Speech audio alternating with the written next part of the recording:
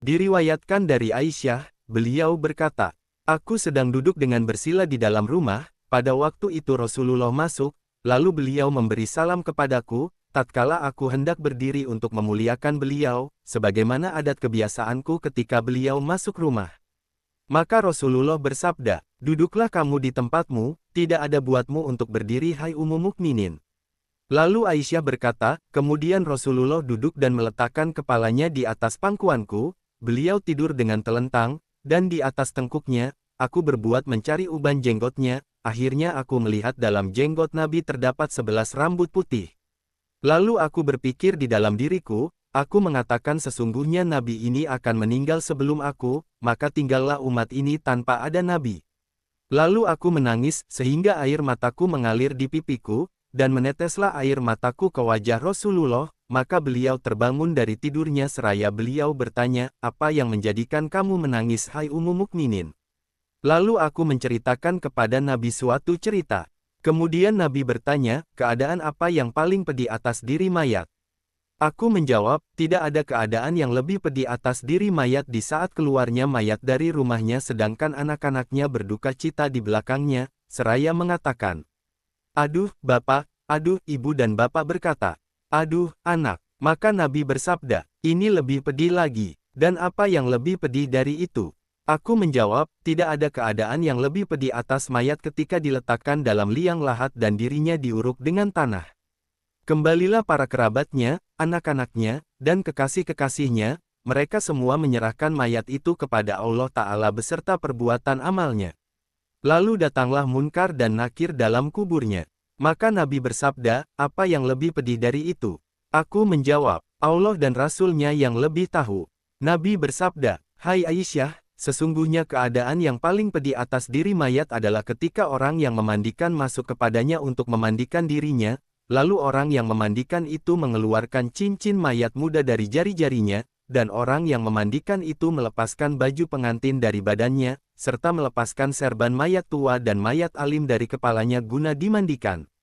Maka ketika itu, ruhnya memanggil sewaktu melihat mayat itu dalam keadaan telanjang, dengan suara yang bisa didengar oleh seluruh makhluk kecuali jin dan manusia. Ruh itu mengucapkan, hai orang yang memandikan, aku meminta kepadamu, demi Allah, agar engkau mencopot bajuku dengan pelan, maka sesungguhnya aku pada saat ini benar-benar ingin istirahat akibat kesakitan dari tarikan malaikat maut.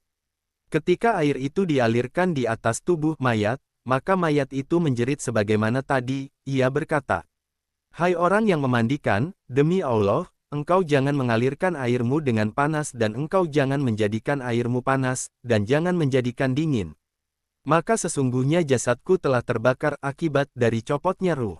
Ketika orang-orang sama memandikan mayat, maka berkatalah ruh, demi Allah, hai orang yang memandikan, engkau jangan menjamah aku dengan kuat, maka sesungguhnya jasadku telah luka akibat dari keluarnya ruh. Ketika telah selesai dari memandikan mayat, lalu mayat diletakkan di dalam kafannya, kemudian diikat tempat kedua telapak kakinya. Mayat itu memanggil-manggil, demi Allah, hai orang yang memandikan, jangan engkau ikat kain kafan kepalaku sehingga aku bisa melihat wajah istriku, anak-anakku dan kerabat-kerabatku, maka sesungguhnya waktu ini adalah melihatku yang terakhir kali kepada mereka, aku pada hari ini akan berpisah dengan mereka, dan aku tidak akan melihat mereka sampai pada hari kiamat.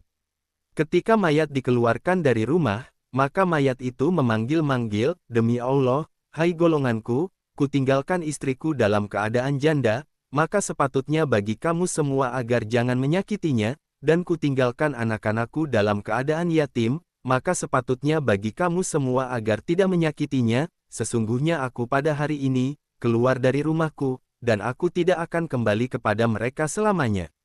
Ketika mayat diletakkan di atas keranda, maka mayat itu memanggil-manggil, demi Allah, hai golonganku, engkau jangan tergesa-gesa membawaku, sehingga aku mendengarkan suara istriku, dan anak-anakku, serta kerabat-kerabatku, sesungguhnya aku pada hari ini, akan berpisah dengan mereka sampai pada hari kiamat.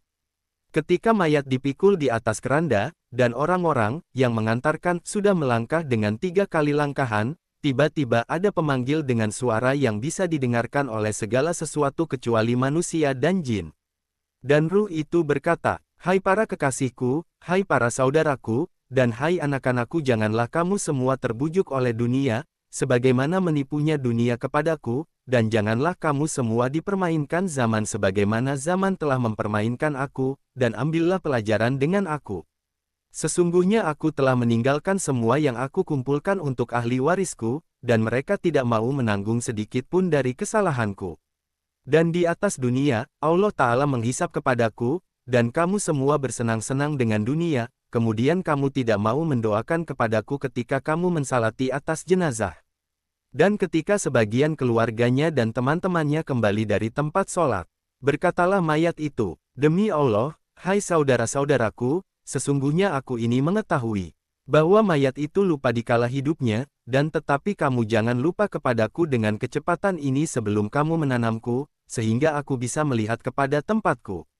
Hai saudara-saudaraku, sesungguhnya aku ini mengetahui bahwa wajah mayat itu lebih dingin daripada air yang dingin di dalam beberapa hatinya orang yang hidup, dan tetapi janganlah kamu kembali dengan kecepatan ini. Ketika orang-orang meletakkan mayat di dekat kuburnya, maka berkatalah mayat itu, demi Allah, hai golonganku, dan hai saudara-saudaraku, aku ini mendoakan kepada kamu, tetapi kamu tidak mau mendoakan kepadaku.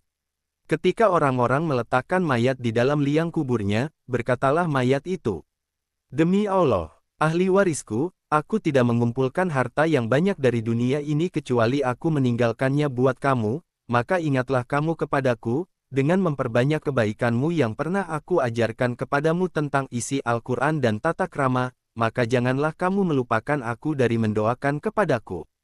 Berdasarkan hadits ini, ada sebuah cerita dari Abi Kilabah. Hikayat itu diceritakan.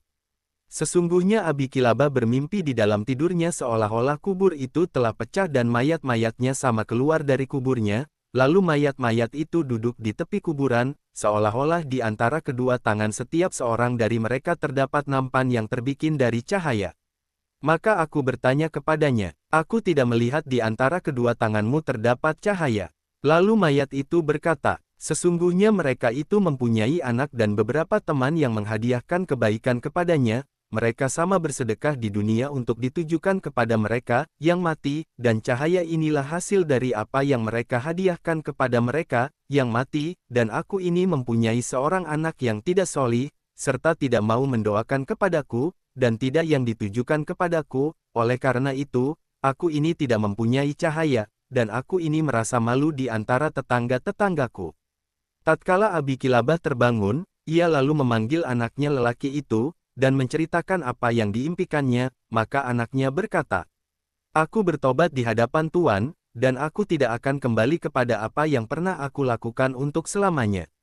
Lalu anaknya lelaki itu sibuk oleh ketaatan kepada Allah dan berdoa, serta bersedekah yang ditujukan kepada bapaknya.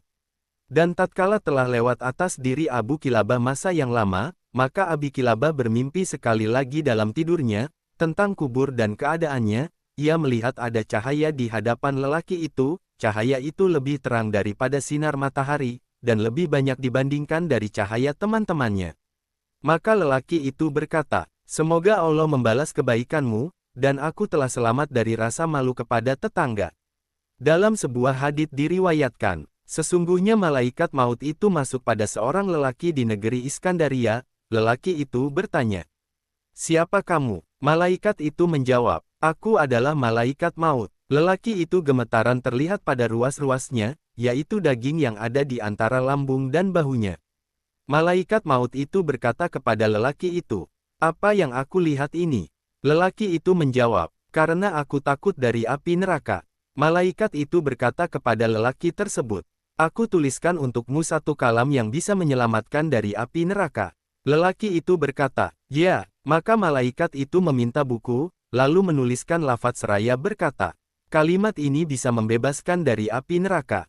Ada seorang yang arif mendengarkan lelaki yang membaca, maka ia berkata, nama zat yang terkasih ada pada kalimat ini, sehingga ia bisa melihat pada kekasihnya. Kemudian orang-orang berkata, sesungguhnya dunia ini beserta malaikat mautnya tidak bisa menyamai sedikit pun pada bobot Bismillahirrohmanirrohim. Dan aku berkata, sesungguhnya dunia tanpa malaikat maut, tidak bernilai apa-apa sedikit pun, Karena sesungguhnya malaikat maut itu menyampaikan kekasih kepada yang dikasihi.